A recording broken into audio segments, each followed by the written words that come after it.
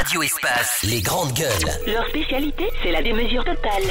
Tant qu'ils ne changeront pas, nous ne changerons pas non plus. Les grandes gueules, à suivre tous les jours sur la radio d'opinion. Radio Espace. Dans la deuxième partie de l'émission, on parlera santé, mesdames et messieurs, avec, si tout va bien, le docteur Nyankoy Lama, ministre de la Santé, que nous allons joindre.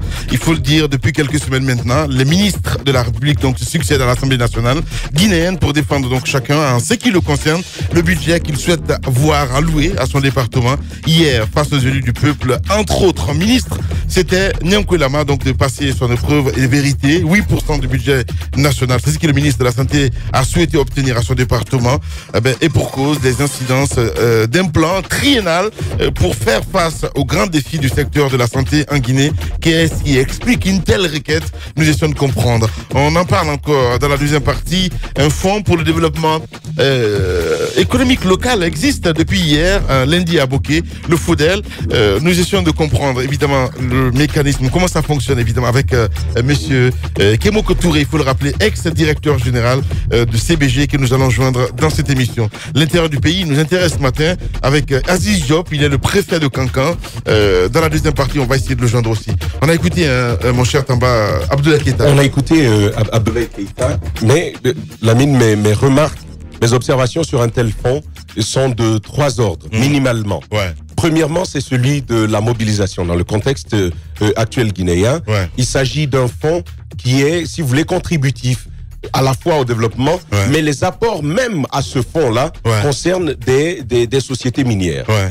Que va-t-on faire de la mobilisation des fonds dans un contexte où on sait que la corruption n'est jamais loin? Qu'est-ce qui va garantir que les sociétés minières vont s'y mettre, comme suivant même l'expression utilisée par Abdoulaye Keïta, que les sociétés minières seront sérieuses vis-à-vis de cette obligation désormais qui vient d'être lancée? Ça, c'est la première question que je me pose. La deuxième question, c'est comment est-ce que ça va être géré?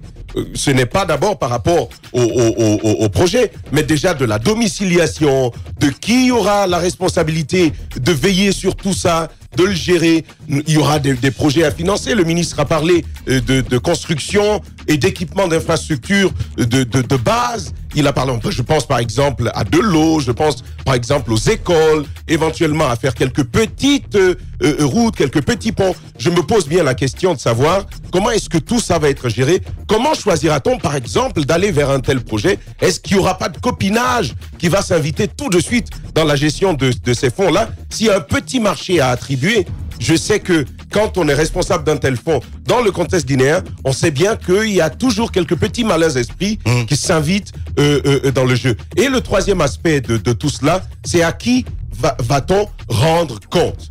Parce que le fonds vient pour les localités, ce sont les sociétés minières qui apportent cet argent-là. Est-ce qu'elles ont un droit de regard sur ce fonds? On a bien entendu Abdoulaye Keïta qui nous disait qu'il n'y aurait pas d'obligation de reddition de comptes par rapport à ces sociétés minières.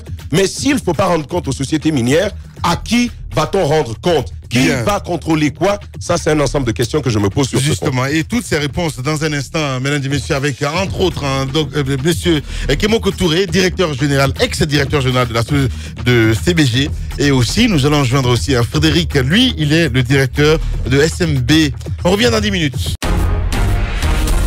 Véritable success story de la radio Espace Guinée, les grandes gueules, détentrices des meilleurs scores radio en Guinée, de la meilleure émission talk show, a donné le créneau horaire du départ au bureau et du retour à la maison, récoltant depuis des années consécutives le titre d'émission la plus écoutée en Guinée, toutes catégories confondues. Un grand total de plus de 5 millions d'auditeurs ont été fidèles au talk show Les GG, diffusé jour après jour sur toutes les stations du réseau Adafo Média de 9h à 10h30, un exploit qui restera longtemps dans les annales de la bande FM en Guinée.